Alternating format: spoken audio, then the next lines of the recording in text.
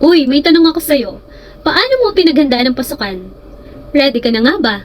Kung hanggang ngayon nag-iisip ka pa rin kung paano nga ba magsimulang muli matapos ang mahabang breakup.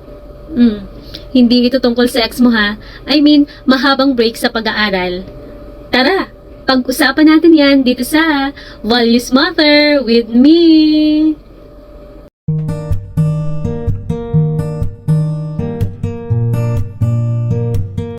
Hello everyone, and in this episode, let's talk about the value of setting goals. Bilang isang estudyante, magandang simulan mo ang pasukan sa pagtatakda ng iyong mga layunin o goals. Ang pagkakaroon mo ng malinaw na layunin ay makakatulong sa iyo para masubaybayan mo ang iyong paglago.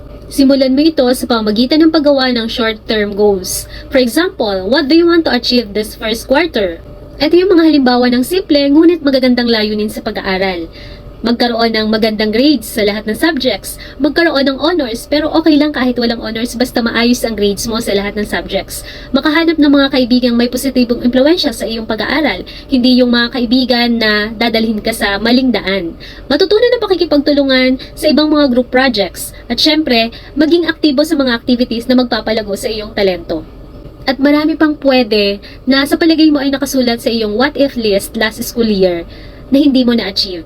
Marami kang naging failures and what if last school year, maybe because you got lost somewhere along the way, unsure of where you were heading, because you forgot to set goals. Kaya naman ngayong pasukan, isulat mo na lahat ng mga layunin mo, yung simple lang, yung alam mong kaya mo lang gawin.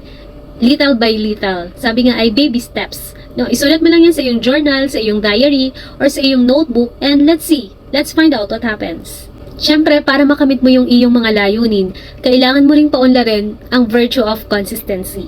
Ano nga ba ang consistency? Ang consistency ay tumutukoy sa pagiging palagian o patuloy na paggawa ng isang bagay kahit na may pagbabago sa damdamin o sa sitwasyon. Pero lilinawin ko lang, ha? Of course, you can demonstrate consistency in many actions. But the question is, are these actions beneficial or helpful to achieve your goals?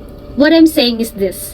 Be consistent in those daily routines that will contribute to self-improvement or the achievement of your objectives or goals. So, ang kinakailangan mong gawin ng palagian ay yung mga kilos na makakatulong sa pagpapabuti ng iyong sarili at sa pagkamit ng iyong mga layunin. Halimbawa, ang layunin mo ay magkaroon ng maayos na grades sa lahat ng subjects. So, how will you demonstrate consistency in one routine? For example, yung pagpasok mo ng maaga.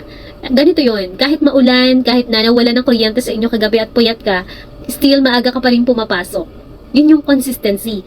Nagbabago yung sitwasyon or maybe nagbabago yung damdamin mo, parang tinatamad ka, but still bumabangon ka pa rin ng maaga at pumapasok ka pa rin ng maaga. Hindi ka nalilate. That is consistency. See? There are no excuses when it comes to consistency. It's just about showing up kahit na tila tinatamad ka na, nawawalan ka na ng gana, o tila ba nahihirapan ka na sa kasalukuyan mong sitwasyon.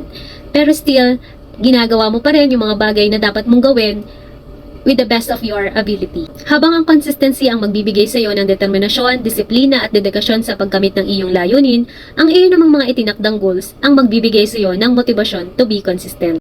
Sabi nga, motivation is what gets you started, but habit is what keeps you going. So let's start this school year by developing the virtue of consistency consistently.